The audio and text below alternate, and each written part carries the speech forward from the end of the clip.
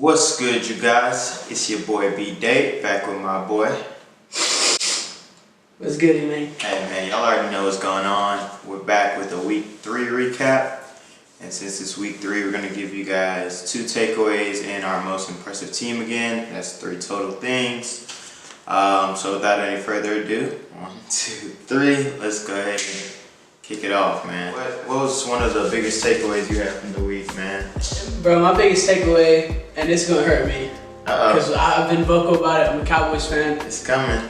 This team sucks. This team's not good. Yucky. I mean, outside of like Zeke Elliott and DeMarcus Lawrence, I really can't think of a bright spot. Jalen Smith staying healthy. I would say the defense been playing okay. Sean Lee got hurt again today, out for a couple games, so that's was expected. Tough. But I mean, at this point, like, what is there anything for me to root for as a Cowboys fan?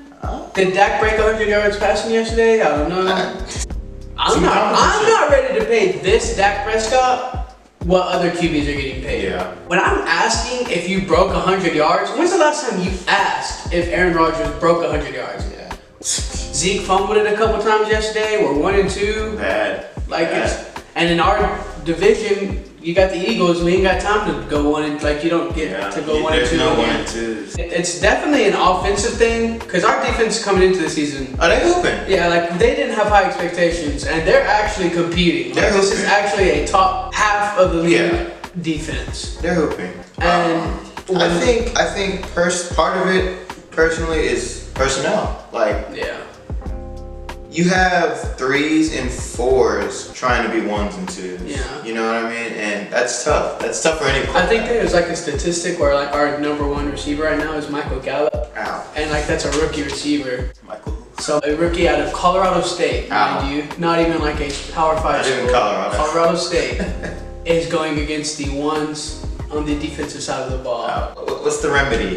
The remedy is if we're gonna focus on this run game, and we built around our offensive line for so long. Let's run. Now let's run the ball more. Yeah. Like Zeke had 120 yards last night on like 16 carries. Can I get 16 more? Right, that's not efficient right there. If we don't double them and get him 200 something, let's do that. No, I absolutely hear that point. And trust me, like this makes me feel great because I hate the Cowboys. I hate everything about, Jerry Jones and the way he runs things. But, also being a fan of football, I would love to see Zeke touch it 30 times because obviously they couldn't stop him by those numbers you just rattled off. 120 for 16, yeah. So... And let's not even... And my second remedy here is, can we get a receiver who has a name?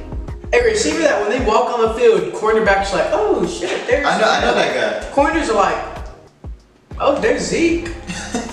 Already. What's up? And they start going back to their defensive drill.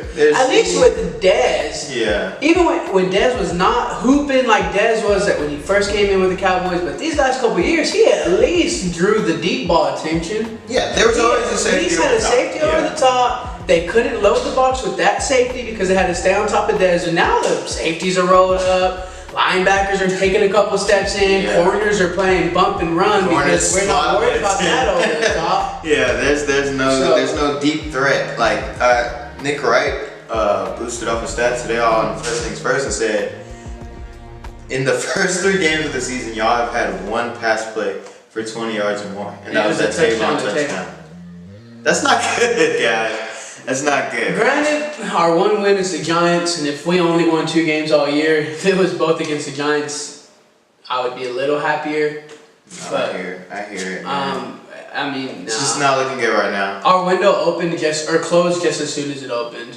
Dak and Zeke's rookie season, we went, 13-3. 13-3. Lost in the second round to... He's a bad man. Special. Restart the whole process over. They need to look for a new QB. Not as in to immediately take Dak's place, but when's the last time you asked, hey, did Drew Brees go for 100 last night? Bad. No, never. Yeah. So if you're asking when a QB, did he break 100? I'm not paying you. Ouch. Drew Brees, that's going to segue right into my topic. And I'm going to talk about Drew Brees and the offensive side of the ball of the Saints being, I'll say, the most explosive offense we have in our game right now. Now hear me out. I'm not saying they're the best because I would give that edge to the Rams. And I'm not even saying they're the most exciting, because I would give that edge to a team like the Chiefs. I'm saying they're the most explosive in the fact that every week we expect 40 out of them. That's fair. You know what I mean? Like, we expect Drew Brees to throw for 4 to 5 touchdowns. He just broke the completion record on Sunday. And ran for 2. And ran for 2. Can we put that clip of Drew Brees spinning off of somebody? Like the circle button says, come on. Kamara's out to the right. Brees looking left. He's got room. Across the line of scrimmage. He goes into the end zone. Touchdown. Like, Falcons, you guys are bad for not tackling him. But anyway, as good as that offense is, that's the only good thing I see going for the Saints right now. You know what I mean? Like, that defense, you're constantly giving up 30 plus. And, you know, I'm not saying you guys are supposed to be elite or locked down, but can Drew Brees have a game where he doesn't have to go crazy? Like, at this point, if Drew Brees doesn't complete 80% of his passes like he has through 3 games, you guys could be on 3 easily. At this point, throw Kamara and Brees at safety. No, something's got to give. Let Tim read the plays. I don't know, but what something's got to give. Now is not it. But Drew Brees, you know, you're a damn legend. Front runner for MVP as of right now. You guys have to expect this out of Drew Brees every week. And while he can do it, and we should expect it also, it's not fair to him. Like, it's just not fair. You know what I mean? But that's our first takeaways each. I have a question real fast. Oh, okay, you have him over Todd Gurley as MVP right now? Even with the numbers Todd Gurley's putting up? Or Pat Mahomes? I'll say I have him over Mahomes because Alex Smith got these guys off to a 5-0 start last year. And they added Sammy. Okay. So I'll say yes, he's over Mahomes. Gurley is closer. I think they haven't gone against the Falcons or what turns out to be a really good Buck team and a stingy Brown defense. Like, the Rams have played the Raiders without Khalil Mack. They just played the Chargers, who's not a bad defense, but not a great one. And week 2, they played the Cardinals. So. Oh, yeah. Le'Veon Bell is my favorite player in the league, but he's looking better. It's getting to the point where Todd Gurley's better than you, so you may want to get back. You might want to suit up. You may want to get back on the field and remind some people, because as of right now, please, for fantasy owners there's a sour taste in my mouth about what you are, and Todd Gurley's sweet. What? Bro, what are you talking about, man? Bro, I'm out, man.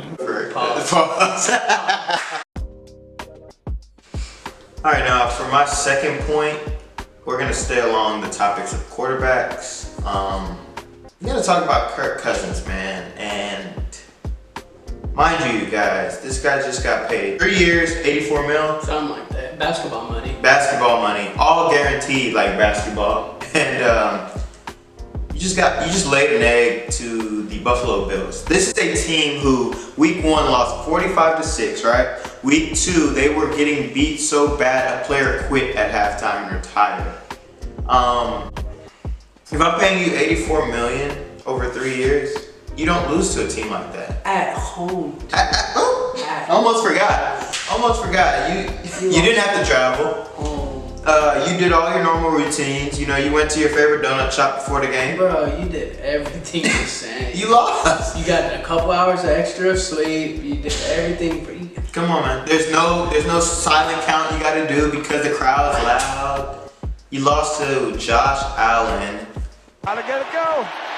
Allen steps up. Jumps over the defenders to pick up the first. And a Buffalo Bill team who... LaShawn McCoy-less Buffalo Bills team. You lost that team. Like, mind you, a player quit on them at halftime. If I'm paying you $84 million, you cannot lose to them. I don't care what the circumstance is. I don't care, you know what I'm saying, that... It's blasphemous. You just don't do that. Like, you got me stuttering. You don't do that, bro. I don't want to see that if I'm a Minnesota fan. I don't want to see that if I'm a Minnesota GM or owner, because I'm paying you to help me win a championship. Right? And let's be honest, after the first 2 weeks, there's probably a healthy amount of people had the Vikings to the Super Bowl. Right. You haven't made any inroads on teams like the Packers, who you have the same record as, and the Bears are better than both of y'all. The That's all I have to say. point is this Patriots team looks very vulnerable. This Patriots team does not look like it did, like a Patriots team. They don't look like the Patriots. They don't look like a Patriots team. They've lost 2 weeks in a row. Granted, they lost to the Jaguars 1 week. Okay, but tough one. They just threw up a dud this week. Different point. Blake Bortles returned to normal. Yeah. But you just lost to the Jaguars in week 2, and you lost to the Lions last night, who hasn't looked good all season long. I can't remember the last time the Patriots were 1-2. It's been a while, and mind you, their one win was a 7-point win on one of the worst teams in the NFL right now. Yeah, 0-3 Texans. 0-3 Texans team, and that's so they're. If they play a decent team week 1, they're 0-3 right now. And then they have to go play Miami next. Who's 3-0. Who's 3-0? Which is crazy. But yeah, we're gonna go ahead and get back to you on our most impressive teams from week 3. So stay tuned. Talk to me, man. I've got 2 that are right here, and now one's a lot better than the other. And the Los Angeles Rams and the Miami Dolphins. All right. The Los Angeles Rams, of course, they're what are they now? 3. Are they 3-0? Yeah. They're 3-0. They beat 3 subpar teams. But they're smacking them. But they're beating the tar out. They're smacking them. Their defense is stingy. Their offense is explosive. They have a great coaching staff. We went over all this last week. If you haven't seen that video, go check that out. I'll link that. But my other team that I mentioned was the Miami Dolphins. Talk to me, man. 3-0. No Jarvis Landry. Tannehill, Ryan Tannehill.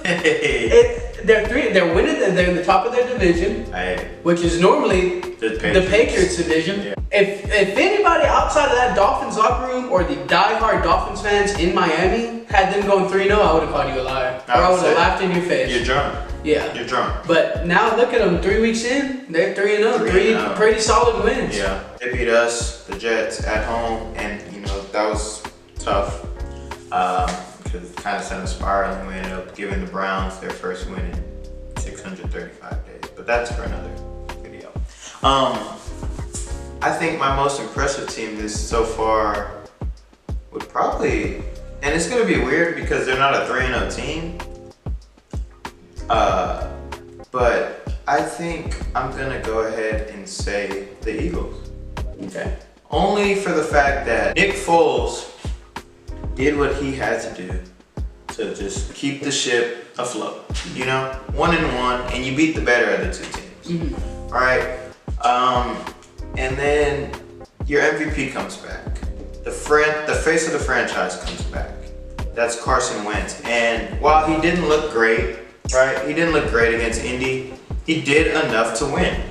He threw a pick. Fine, whatever, it happens. But he did just enough to win the game. That defense looked good. They held them to 16 points, which is really good.